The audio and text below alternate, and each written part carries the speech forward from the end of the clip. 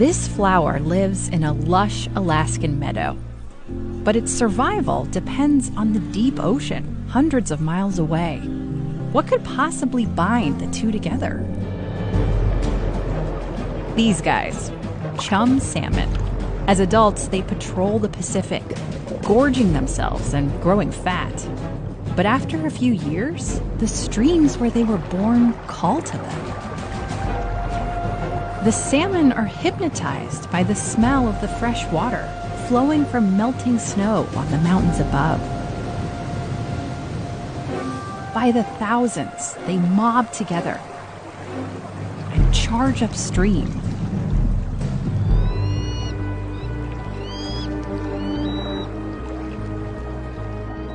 Eagles feast on the stampede of flesh.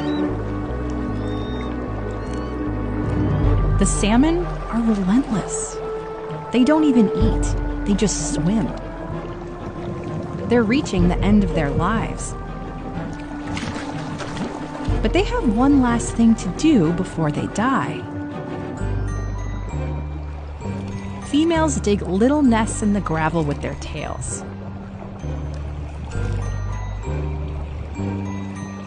Then they lay their eggs, which the males fertilize thoroughly. Then she covers them up. For most of these salmon, there's no hope of making it back to sea. It's the end for them. But wait, this story isn't done. One way or another, the salmon carcasses make their way up onto the riverbanks, into the forest. But bears are sloppy eaters. They take their favorite bits and leave the rest to decay. That's a score for these blowflies. They taste the flesh to make sure it's to their liking, but not because they're going to eat it. Their kids will call this carcass home. The fly eggs hatch into maggots that set to work devouring the salmon. Rotting flesh is their thing. When they've had their fill, the maggots squirm off and bury themselves underground until they're ready to emerge as adult flies. They scatter off to live their lives in the forest. When they die or get eaten, the nutrients from the salmon get spread throughout the ecosystem. Things like nitrogen that plants need to grow.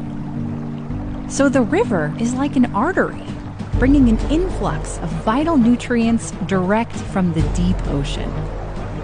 In these coastal forests, up to 80% of the nitrogen in plants can be traced back to the salmon.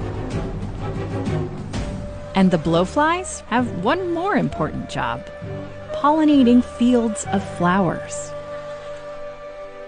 It's all thanks to these intrepid fish, who nourish an entire ecosystem, year after year.